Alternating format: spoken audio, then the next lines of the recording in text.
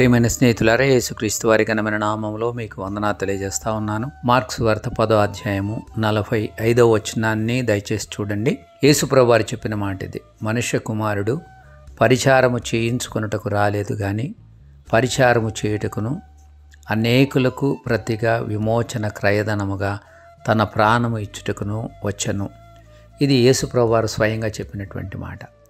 యేసుప్రభువు వారు ఈ లోకములోనికి వచ్చిన ఉద్దేశమే ఇతరులకు సేవ చేయటానికి కొరకు, not to be served but to serve, అనగా పరిచర్య చేయించుకోవడానికి కొరకు రాలేదు, ఇతరుల చేత పరిచర్య చేయబట్టానికి కొరకు రాలేదు, కానీ ఇతరులకు పరిచర్య చేయటానికి యేసుప్రభువు వారు వచ్చారు. అందుకే యేసుప్రభువు వారు తాను అప్పగించబడే దినాన, అనగా పస్కా పండుగ దినాన శిష్యుల యొక్క పాదములను ఆయన ఒక దాసుని వలె కడిగాడన్న విషయాన్ని మనం గుర్తుంచుకోవాలి. యేసుప్రభువు వారు 12 మంది శిష్యుల యొక్క పాదాలను కూడా కడిగాడు, ఇన్క్లూడింగ్ ద బిట్రేయర్, అనగా యూద ఇస్కరియోతు తనను అప్పగిస్తాడన్న విషయం తెలిసి కూడా అతని యొక్క పాదాలను కూడా యేసుప్రభువు వారు కడిగారు.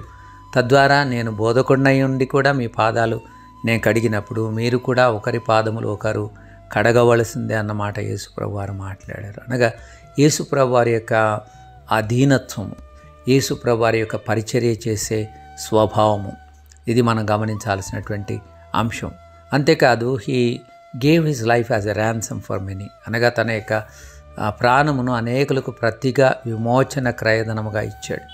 అనగా మనందరి తరపున మనకు బదులుగా మన స్థానములో యేసుప్రభువు వారు చనిపోవడానికి కొరకు ఇష్టపడ్డారు. కాబట్టి మనకు విమోచన, అనగా మన పాపములకు క్షమాపణ ఉచితముగా దొరికింది. కొలస్సీ 1వ అధ్యాయం 15వ వచనంలో మన పాపములకు క్షమాపణ కలగడమే విమోచన అని పౌలు గారు మాట్లాడతాడు. అలాంటి విమోచనను యేసుప్రభువు వారు తన యొక్క ప్రాణాన్ని ధారపోయడం ద్వారా, మన కొరకు రక్తం కార్చడం ద్వారా ఆయన మన కొరకు ఇచ్చాడు. ప్రియమైన స్నేహితులారా, మనము శ్రమ దినాల్లో ఉన్నాం కదా. యేసుప్రభువు వారి యొక్క శ్రమలను ఆలోచిస్తున్నటువంటి మనం ఇలాంటి మనస్సును కలిగి ఉండాలని మనం ఎందుకు ఆలోచించకూడదు? ఎందుకు దాని కొరకు ప్రయత్నించకూడదు?